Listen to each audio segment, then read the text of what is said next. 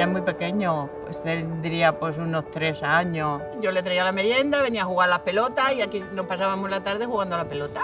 Me ponía de portera, tiraba a las paredes, le daba unos pelotazos que yo los vecinos, digo, van a salir y nos van a tirar de aquí. Por eso no querría empezar a jugar al fútbol, porque la pelota siempre la tenía él, nos tiraba a nosotros y la pelota siempre la tenía él. Cuando ya le dijeron de jugar al fútbol diría, aquí no me quedo yo con la pelota. Bueno, Carlos no quería jugar en el equipo y eso, pero con su abuela en el de ese sí que jugaba. Y entonces había una maquinita que se llamaba la Gamboy y digo, si juegas al fútbol, te compro la Gamboy. Yo en ese momento no quería, no sé por qué, se ve que era muy tímido, que estaba como muy nervioso, no me quería poner en ningún equipo y al final mi abuelo pues me convenció con lo de la Game Boy. Y por la noche me llamó, me dice, abuelo, si me compro la Game Boy juego al fútbol. Digo, tú sabes que el abuelo lo que digo a misa. Y desde entonces está jugando.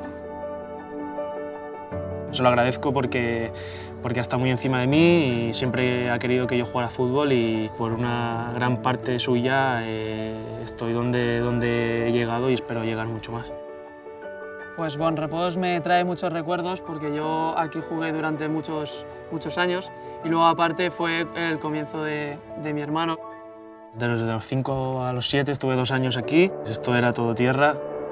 Nosotros acabamos del cole a las 5 y no habíamos salido del cole y ya estaba mi abuelo ahí esperándonos con la merienda para cada uno, normalmente un bocadillo de nocilla o de chocolate. El trayecto que hacíamos con la furgoneta era muy bueno porque mi abuelo solía poner un radiocassette que tenía de chistes de Arévalo.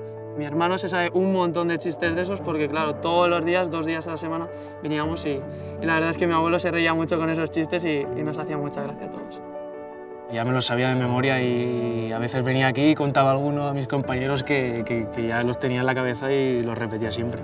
Y justo esa temporada le tocó el Valencia y estaban primero y segundo los dos y vinieron aquí al partido.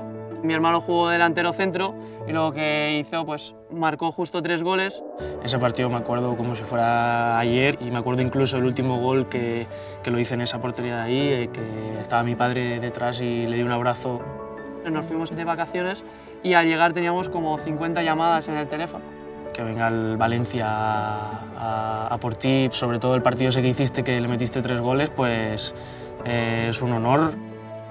Justo esa época fue la época del doblete, el partido del Sevilla que jugamos en casa del Sevilla, en el Sánchez-Pizjuán. Nosotros estábamos en casa de mis tíos, toda la familia, viendo ese partido. Me acuerdo que íbamos todos con la camiseta del Valencia, él con alguna de entrenar que utilizaba y lo que hicimos fue irnos a Mestalla a celebrarlo con la afición, a esperar al equipo a que llegara. Yo estaba disfrutando mucho, me acuerdo que tengo fotos con las 2 copas, con la Copa de la UEFA también. Yo cuando iba a Mestalla con mis amigos, muchas veces mis amigos me decían, oye, tú imagínate un gol en el último minuto, que todo el mundo te canta tu nombre y tal. Y yo, joder, eso no me lo imagino, vamos, ni en sueños.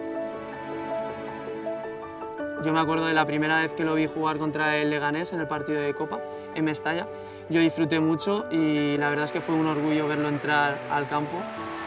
El día del Celta, que es el que más he disfrutado como jugador, meto el gol y cuando me voy hacia mi campo, pues todo el campo cantando eso, pues se me puso la piel de gallina y eso es verdad. Mi abuelo lo ha ayudado, siempre le ha intentado inculcar el tema del fútbol, mis padres igual, siempre lo acompañábamos a todos los torneos y viajes que hacía para darle un apoyo. La familia es muy importante para que sea un futbolista y para que se haga un chaval, la familia es muy importante. Él quiere a su abuelo con todo el cariño del mundo. Todos los jueves viene a casa a comer, todos los jueves. Y ya sé cuando tengo que la abuela le tiene que preparar la comida. Nos juntamos todos y hago arroz al horno. Todos los jueves va a casa a comer. No se ha perdido ni uno.